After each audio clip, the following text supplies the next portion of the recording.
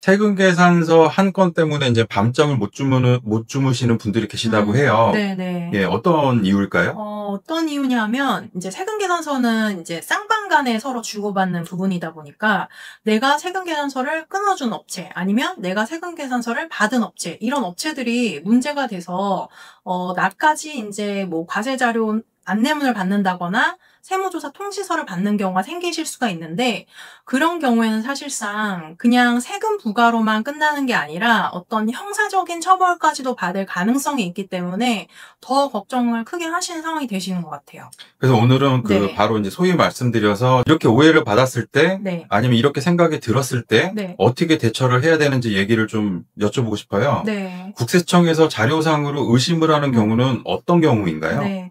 사실 자료상이라고 하면 실제 거래는 없이 세금 계산서만 사고 파는 그런 업체들을 말을 한다. 이렇게 이해를 하시면 되고, 이렇게 세금 계산서를 사고 함으로써 그 결과로 세금은 내지 않고 뭐 폐업을 한다든지 그런 상황이 생길 수 있다 보니까 조세 탈루를 했다, 포탈을 했다, 이렇게까지 또 생각할 수 있는 부분이 되는 거죠. 범죄로 연결이 되는 거고. 네. 근데 이제 오해가 생기는 경우들도 있을 것 같은데 어떤 네. 경우가 있을까요? 일단은 오해가 생기는 경우라고 한다 그러면 내가 실질적으로 거래를 했는데 그 거래처가 갑자기 연락 두절이 된다거나 아니면 폐업을 해버린다거나 그런 상황이 발생이 돼서 실질적으로 나는 거래를 했는데 증빙도 제대로 받지 못하는 상황이 되실 수가 있는 거죠. 그러면 이런 상황들이 사실은 오해를 불러일으키는 상황이 되실 수가 있습니다. 예. 그 옆집 사장님의 소개로 받은 그게 됐습니다. 네. 그럼 이제 세금만 내는 게 세금 계산서를 주고받은 게 문제가 되시게 된다 그러면 일반적인 부가가치세 조사에서 조세 범칙 조사로 전환이 되시는 상황이 되세요.